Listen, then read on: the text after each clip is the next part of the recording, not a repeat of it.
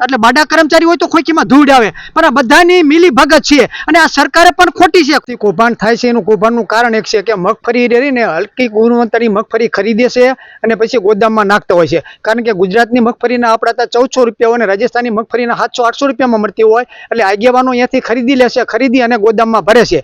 મગફળી ભર્યા પછીનું રહ્યું ને એમને ખબર છે, ત્યારે ગોદામ ખોલે ત્યારે તો ખબર પડે એટલે હરગાવ છે. આ તમે 5 વર્ષમાં તમે જુઓ કેટલી વખત ગોદામું હરગી તૂટી, મગફળીમાં ધૂળ આવે. ધૂળ ક્યાંથી આવે? ત્યાં તો કર્મચારી તમે બાડા તો કર્મચારી એક છે નહીં, એટલે બાડા કર્મચારી હોય તો ખોખીમાં ધૂળ આવે, પણ આ બધાની મિલી ભગત છે અને આ સરકારે પણ ખોટી છે. ખોટીનું કારણ શું?